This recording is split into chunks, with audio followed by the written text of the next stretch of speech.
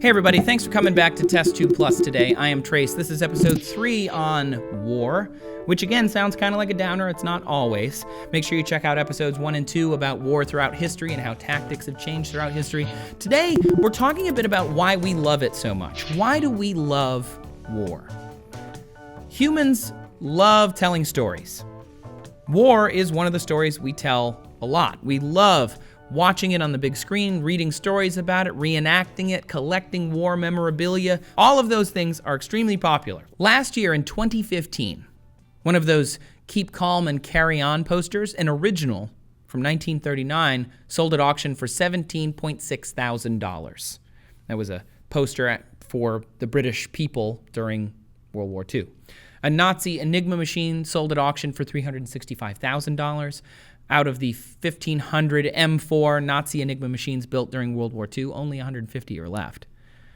And an authentic Vickers Supermarine Spitfire Mark I dogfighter plane sold in auction for $4.8 million. War memorabilia. It sells. It's a big market. That was in 2015 alone.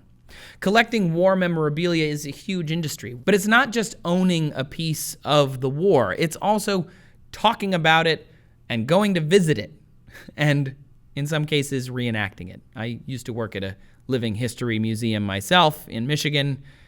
During the 150th anniversary of the Civil War, it was estimated that tourism brought $2.7 billion to the Gettysburg area alone. That's huge.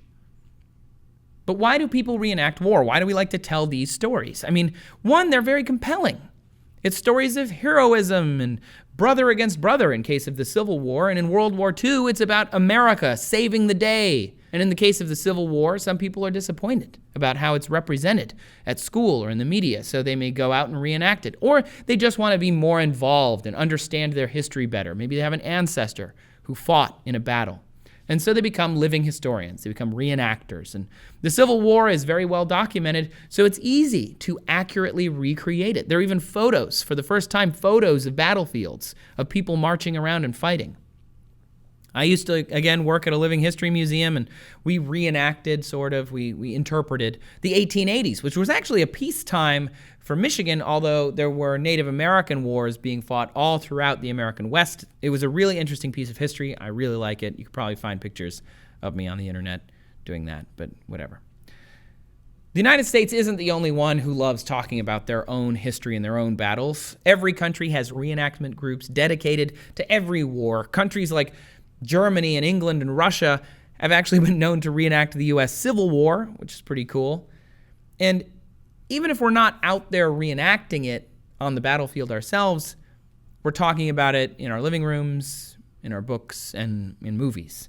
According to thenumbers.com, the-numbers, it researches and compiles movie industry revenue. The war genre of movies have grossed $8.2 billion worldwide to date. World War II related movies alone make up $7.7 billion of that. That's huge. As of February of 2015, Discovery's own American Heroes channel, it's formerly called the Military Channel, by the way. It's not our most popular property, but it is a big deal. It's available in 60 million homes and over half of U.S. households. On top of that, we're not just going to see war movies, both non-fictional and fictional, because there are some movies that are completely made up and just based on it, like Quentin Tarantino's Inglourious Basterds comes to mind. There are also video games about fighting wars. It's almost impossible to accurately estimate the amount of money that military video games have earned over the years. You'd have to take them all and put them all together. But a friend of the show, Logan DeMelt, he's a lead producer at Signal Studios, the Toy Soldiers video game franchise is part of that, estimates military games may have earned $13 to $17 billion in 2014 alone. That's huge. On top of all this, we are still telling the stories of war in our culture. We carry it forward. You know, I always think it's funny when people say, I don't drink my coffee with sugar and milk, because it reminds me of World War II and rationing, because that's when it was like, men don't do that, because we need to send the sugar and milk to our soldiers, right?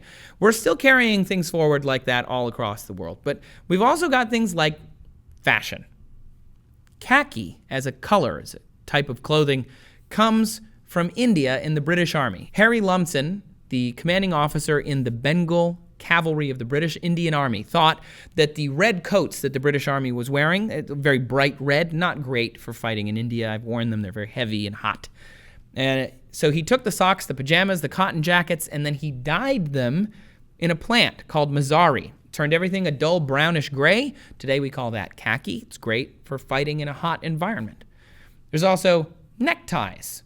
Come from the military originally. When Croatian mercenaries went to Paris during the 30-Year War, 1618 to the mid-1600s, they wore tight, bright scarves around their necks.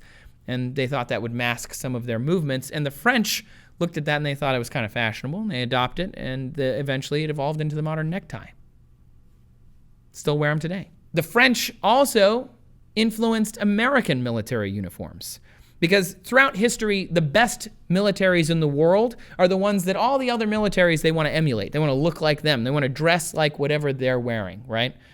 Obviously, in the American Revolutionary War, we were mostly just wearing repurposed British uniforms. We would dye them blue, but they were basically the same thing.